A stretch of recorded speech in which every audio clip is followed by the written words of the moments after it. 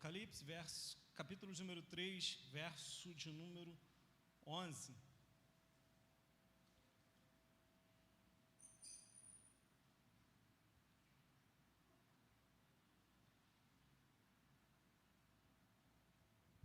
Amém?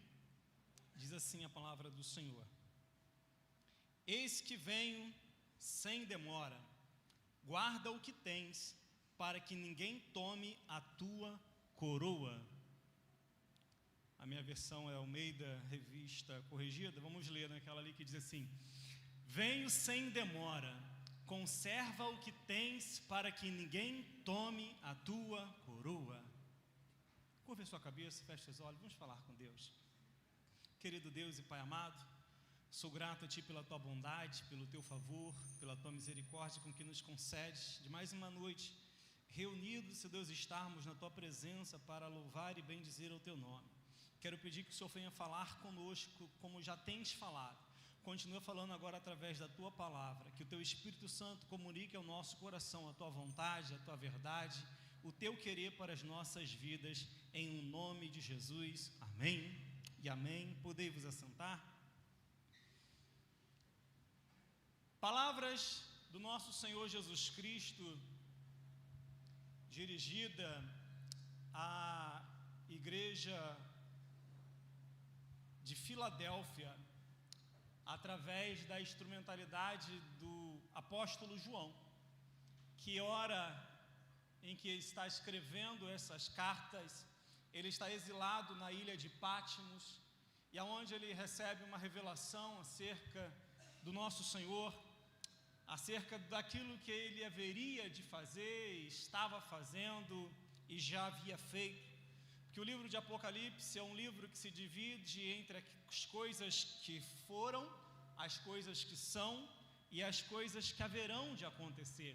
É um livro que trata não somente acerca do futuro, mas também do passado, do presente em que João estava vivenciando e do futuro que diz respeito à vida da igreja nos últimos dias aqui na terra.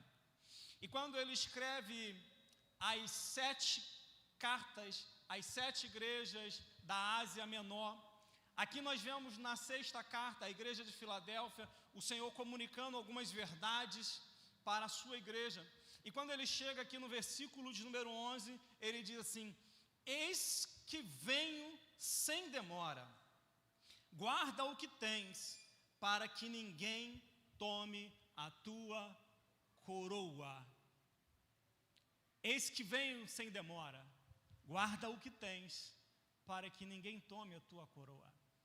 A palavra que Deus está falando aqui para a igreja de Filadélfia, através de João, é o seguinte: olha, eu estou voltando, e não demorará muito para que isso venha acontecer. Ele diz: eis que cedo venho. E uma vez que nós entendemos que Deus está para cumprir a sua promessa de vinda, para arrebatar a sua igreja, nós devemos estarmos preparados para receber, para encontrarmos com o nosso Senhor, para estarmos juntos para com o nosso Deus, porque o dia haverá de se cumprir, o tempo haverá de chegar, o momento haverá de acontecer. A questão é: será que eu e você estamos preparados para a vinda do nosso Senhor e Salvador Jesus Cristo? A igreja de Tessalônica estava vivenciando um momento de muita tristeza por parte de que alguns irmãos seus haviam sido mortos por conta do martírio, da perseguição que fora deflagrada sobre a igreja primitiva. E os irmãos da igreja de Tessalônica, eles estavam tristes por causa disso, porque eles estavam esperando que Jesus Cristo fosse tão logo voltar. Mas, no entanto, Paulo, ele, para corrigir aquele erro doutrinário acerca da volta de nosso Senhor Jesus Cristo, ele escreve dizendo: olha, irmão, acerca dos que dormem, eu não quero que vocês fiquem tristes como aqueles que não têm esperança, Como se algo não fosse acontecer, como se a volta de Jesus Cristo não fosse também para aqueles que já partiram no Senhor, para aqueles que já dormem no Senhor. Mas ele vai dizer o seguinte, olha, porque o mesmo Senhor, dado a ordem, ao ressoar da trombeta de Deus, e vindo com voz de arcanjo, descerá dos céus, e aqueles que morreram em Cristo, eles haverão de ressuscitar primeiro, e depois nós, os que estivermos vivos, seremos arrebatados para junto com Ele, e assim estaremos para sempre com o Senhor. Então consolai-vos com estas palavras. Paulo escreve à igreja de Tessalônica dizendo o seguinte, olha, Jesus Cristo vem, mas Ele ainda não voltou, mas a sua vinda está próxima. Eu passei há uns tempos atrás na frente de uma igreja, se eu não me engano, eu acho que é a igreja Paz e Vida.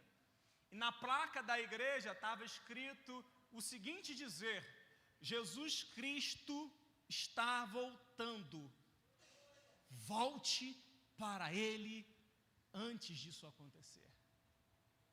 Jesus Cristo está voltando.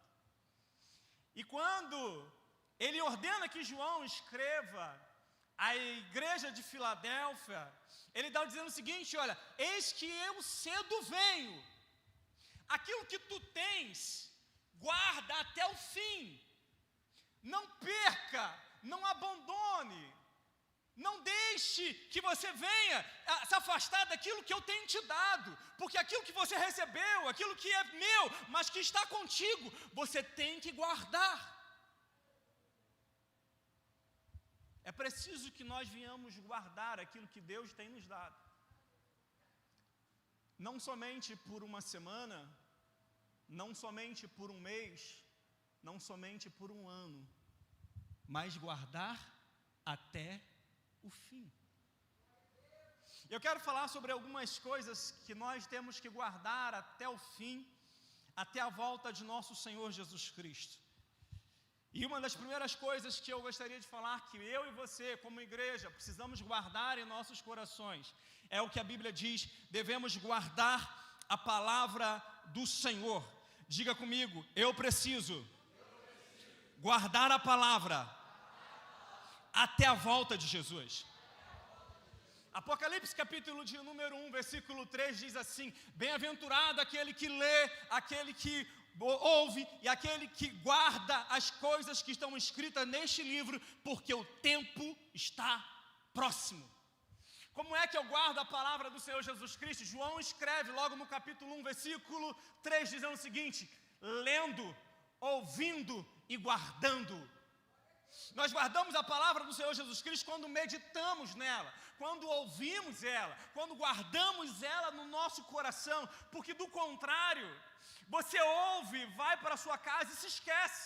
E aquilo que você viveu e as experiências que você teve com Deus no culto de domingo à noite, quando o Espírito Santo falou ao seu coração, se aquilo não for alimentado dentro de você, aquilo vai ser esquecido durante a semana e você não vai praticar, e você não vai viver, e você não vai desfrutar das promessas do Senhor. Se nós não colocarmos em prática aquilo que vemos, aquilo que lemos, aquilo que ouvimos, de nada nos adianta. O Senhor Jesus Cristo, quando Ele termina o Sermão da Montanha, que foi o maior dos seus sermões, Ele disse o seguinte, olha, aquele que ouve as minhas palavras e as pratica, eu assemelhá-lo-ei ao homem que construiu a sua casa sobre a rocha. Sopraram os ventos, caiu a chuva, correram os rios, deram de contra aquela casa, mas ela não caiu, porque ela estava firmada sobre a rocha. Mas aquele que ouve as minhas palavras e não as pratica, eu também assemelhei ao homem que construiu a sua casa sobre areia, aonde correram-se os rios, sopraram os ventos, caiu a chuva e deram de ímpeto contra aquela casa e ela caiu. E foi grande a sua queda.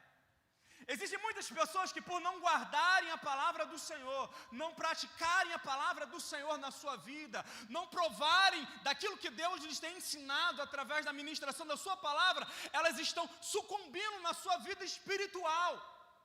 A sua vida espiritual, ela está indo pelo ralo.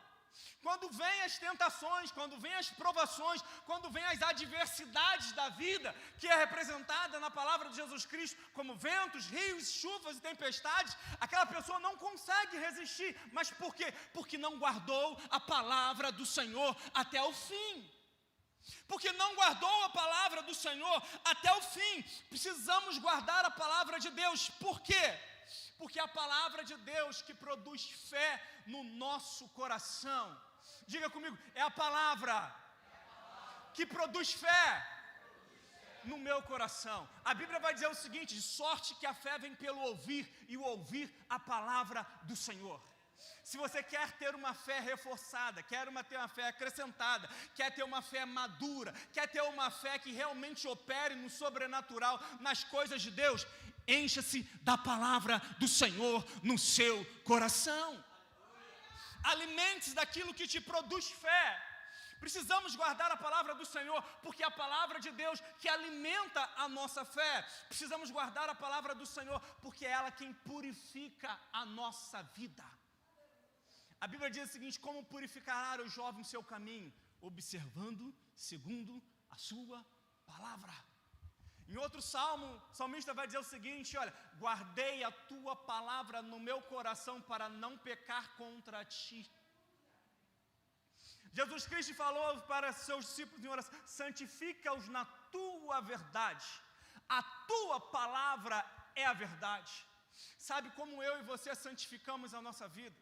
Sabe como eu e você vamos nos purificando das mazelas, dos carrapichos, das coisas que nós trazemos do mundo quando vemos para Jesus? É através da palavra do Senhor.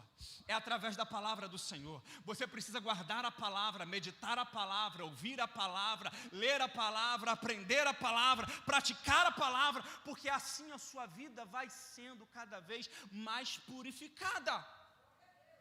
Precisamos guardar a palavra do Senhor, porque é a palavra de Deus que nos ensina acerca da vida eterna que nós estamos buscando em Deus. O Senhor Jesus Cristo falou o seguinte: examinai as Escrituras, porque cuidais ter nela a vida eterna, porque são elas quem testificam de mim. Tudo nós precisamos examinar as Escrituras, ler as palavras do Senhor. Sabe, crente que não se alimenta tem a sua vida espiritual raquítica. Crente que não se alimenta da sua palavra, ele é deficiente na sua vida espiritual. Ele não consegue ter uma vida espiritual amadurecida, porque falta o alimento que o sustenta e o que coloca de pé. Precisamos guardar a palavra. Diga para a pessoa que está ao seu lado: guarde a palavra do Senhor. Precisamos guardar a palavra do Senhor. Segundo lugar, que eu digo que nós temos que guardar até o fim, desse você não vai gostar, que agora vai pegar muita gente aqui. Precisamos guardar a nossa língua.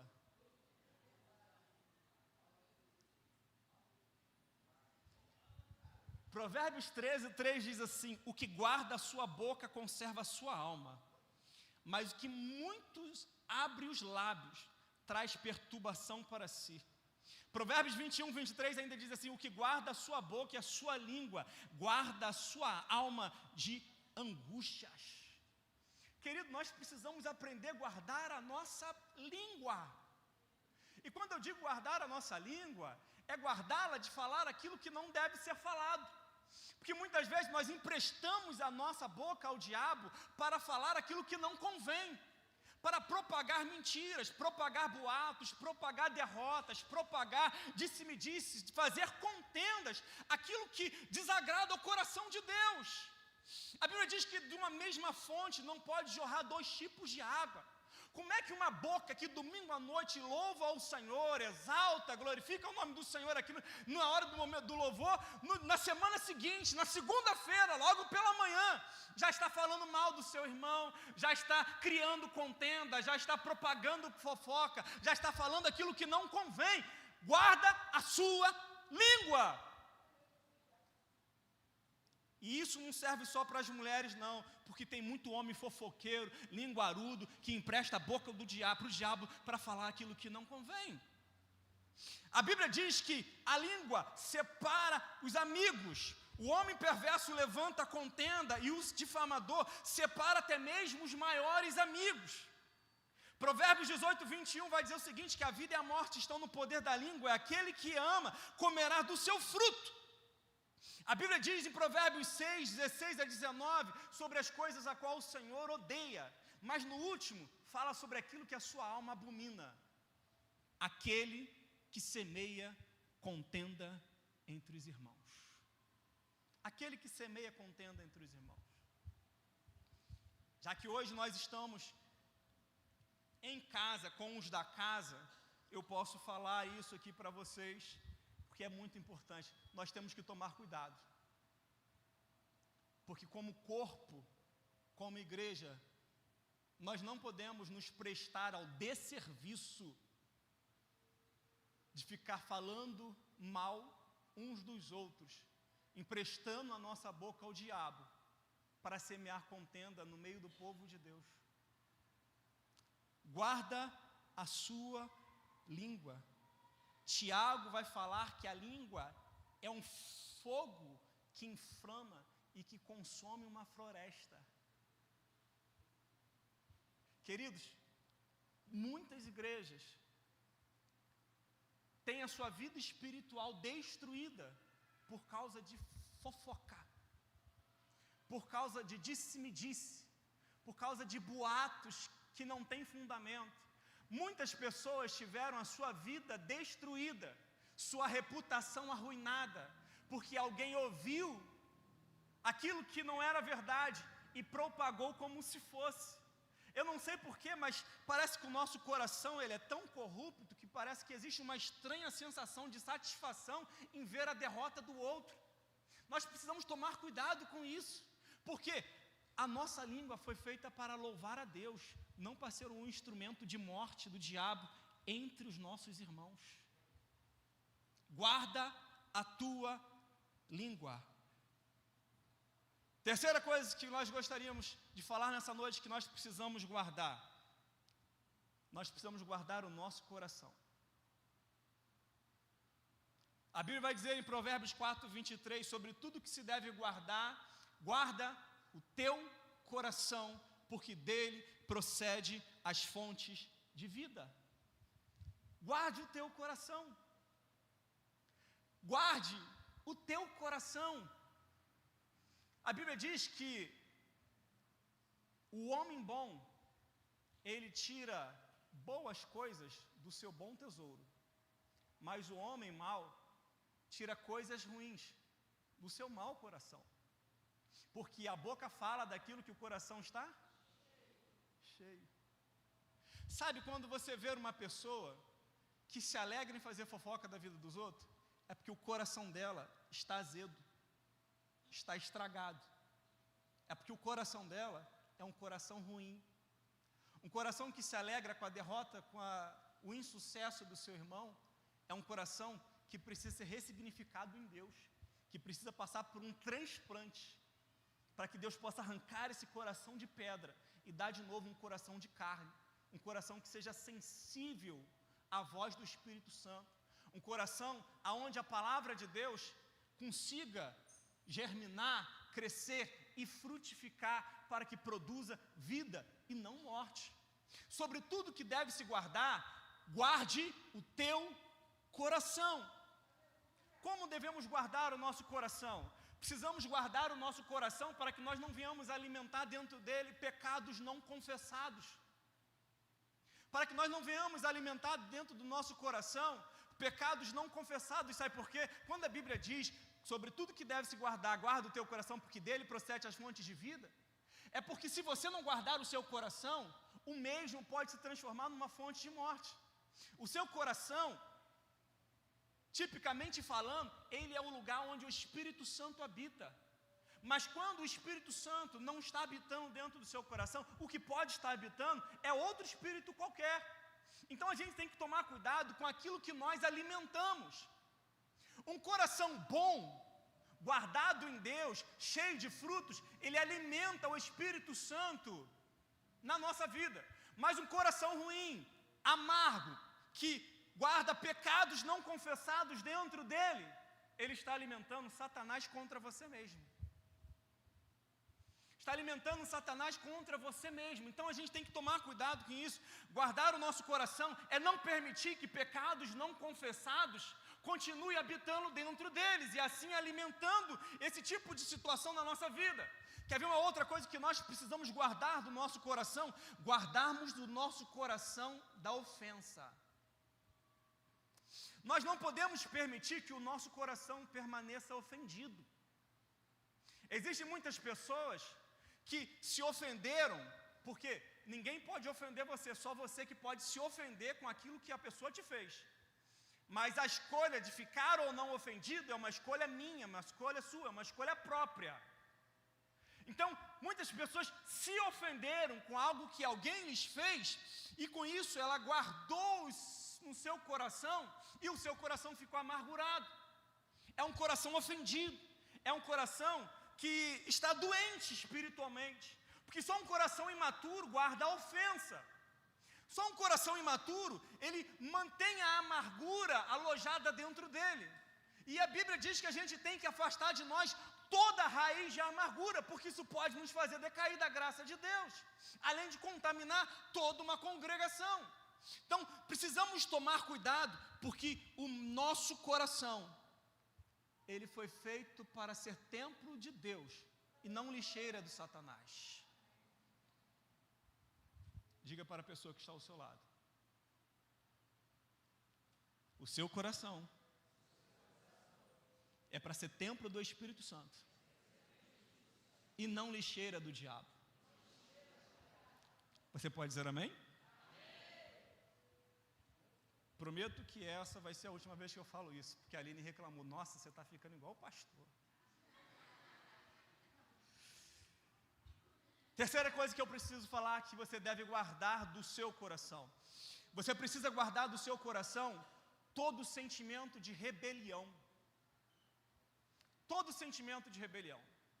Você não pode permitir que o seu coração alimente um sentimento de rebelião, de rebeldia, de insubmissão, senso crítico. Às vezes nós não nos deparamos, não prestamos atenção, não fazemos uma autossondagem do nosso coração, não fazemos um raio-x da nossa vida para entender aquilo que vai dentro de nós. Mas muitas vezes nós estamos alimentando dentro do nosso coração um sentimento de rebeldia, um sentimento de rebelião, de insubordinação. Uma pessoa rebelde, uma pessoa insubmissa, ela tem um senso crítico muito aguçado.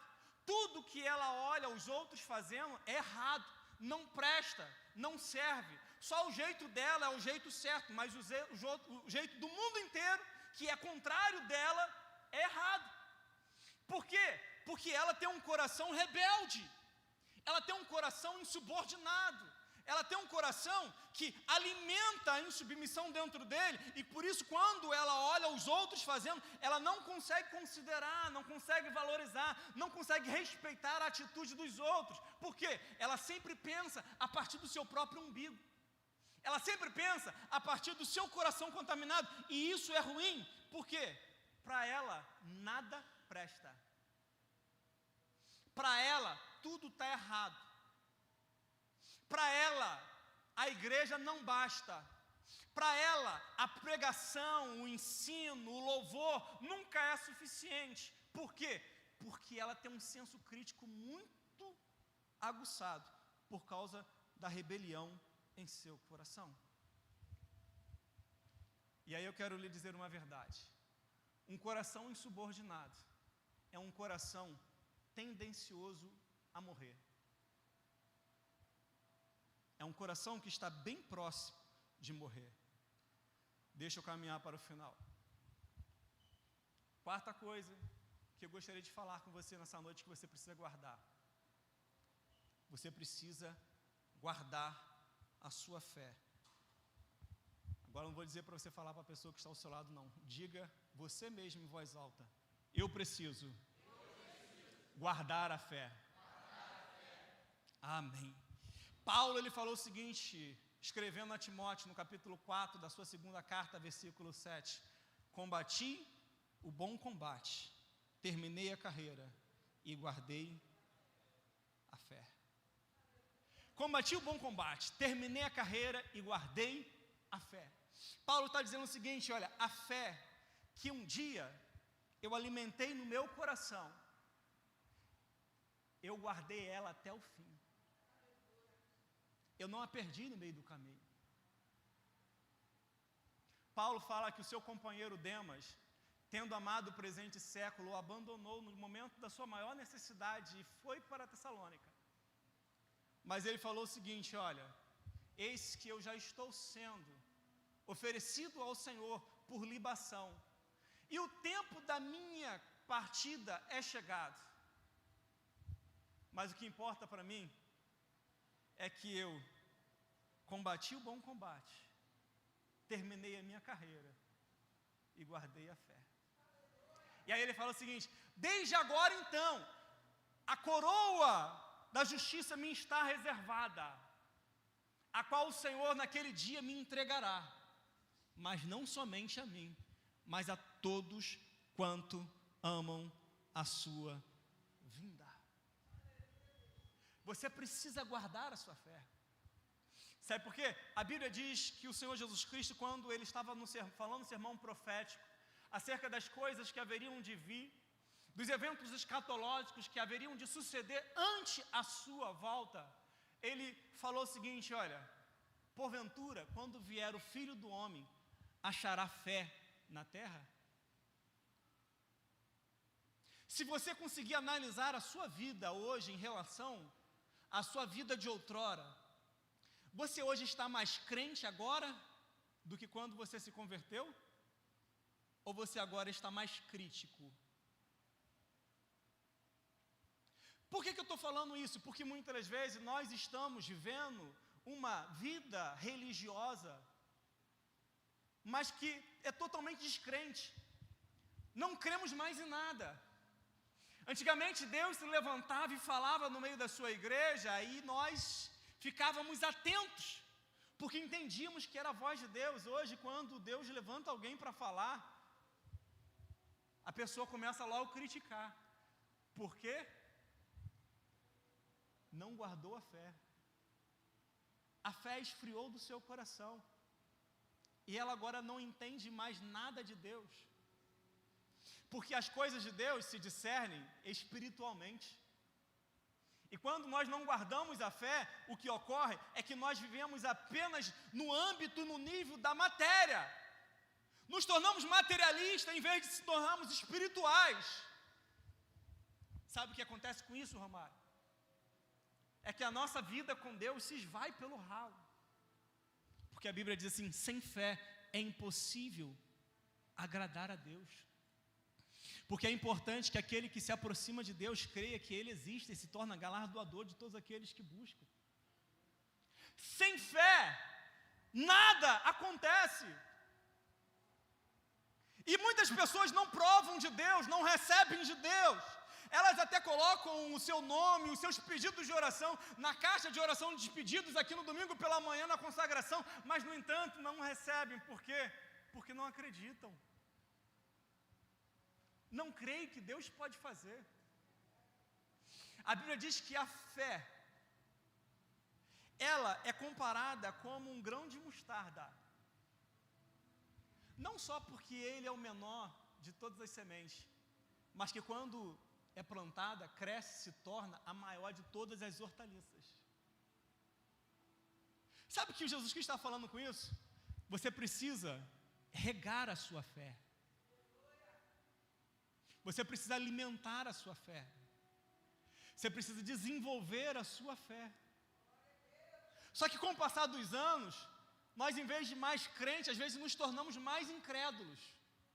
E isso é ruim para a nossa vida espiritual, porque à medida que isso acontece, menos de Deus nós vamos provando, menos de Deus nós vamos recebendo, menos de Deus nós vamos experimentando, porque no reino de Deus, tudo é por fé.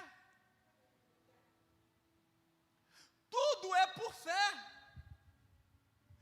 discípulos clamaram a Jesus Cristo, estando eles no barco, a ponto de afundar, e Jesus Cristo estava dormindo.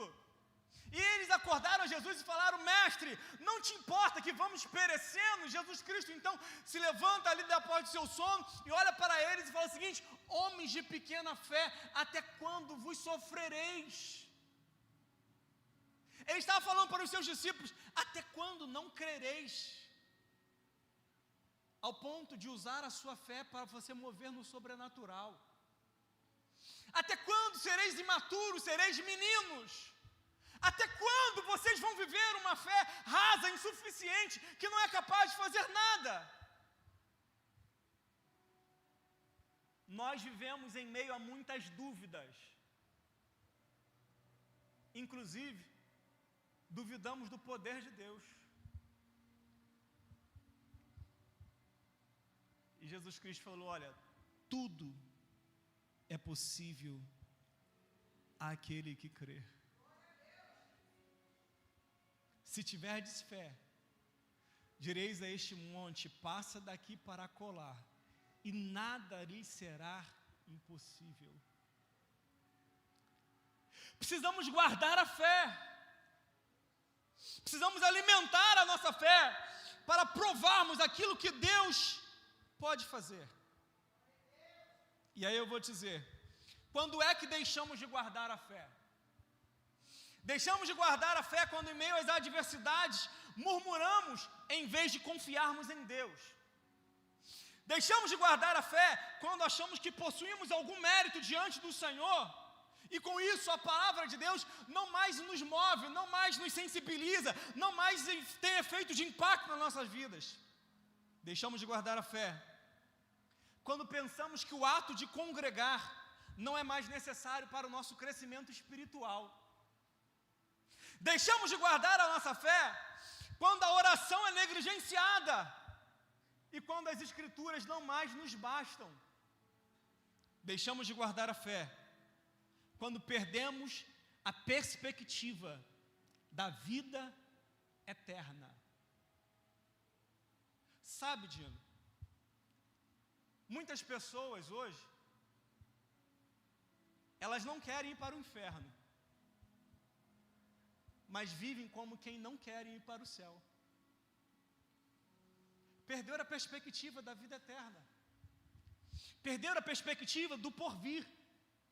E a Bíblia vai dizer que se nós esperarmos em Cristo somente para essa vida, somos os mais miseráveis de todos os homens.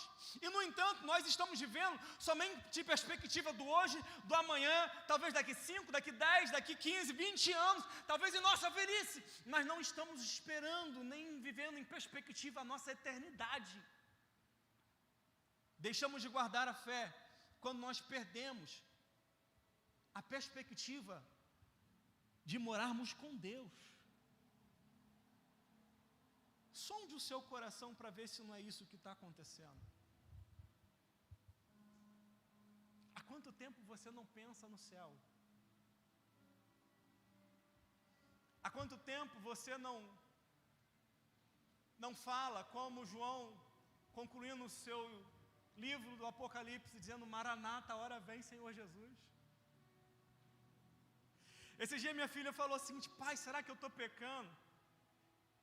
Se eu pedir para Deus esperar um pouquinho até eu casar? Nós somente estamos vivendo em perspectiva do hoje, mas estamos perdendo a perspectiva do céu. E Jesus Cristo falou: olha, eu vim e eu vou, mas um dia eu vou voltar. A igreja de Tessalônica, Dudu, vivia crendo errado, como se Jesus Cristo já havia voltado.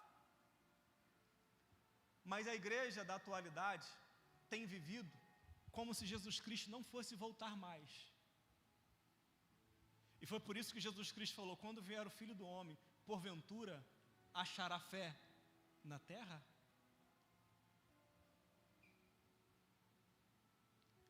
Se Jesus Cristo voltasse hoje,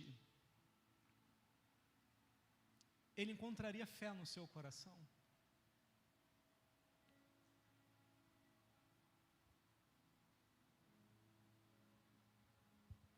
convido o grupo de louvor a se aproximar.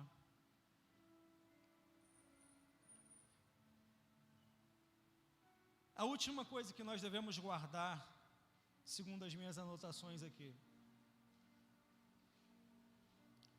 guarde a sua confiança em Deus. Hebreus capítulo de número 3, versículo 14, diz assim: porque nós temos nos tornado participantes de Cristo, se de fato guardarmos firmes até o fim a confiança que desde o princípio tivemos. Nos tornamos participantes de Cristo se de fato guardarmos até o fim a confiança que desde o princípio tivemos. Eu convido a você a ficar de pé nesse momento.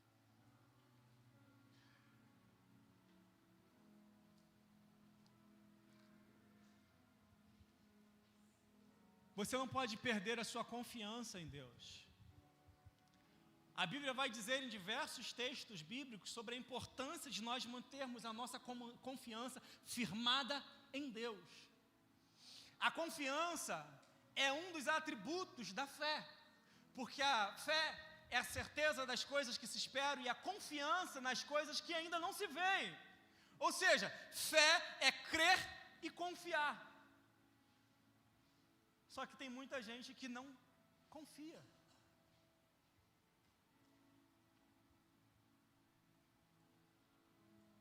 Uma vez eu vi um testemunho de um pastor que pediu a oração por telefone a uma colega acerca de um problema muito grande que ele estava passando. E ali aquela colega falou o seguinte: olha, onde você está aí, dobre seus joelhos e nós vamos orar, e eu tenho certeza, Deus vai fazer um milagre.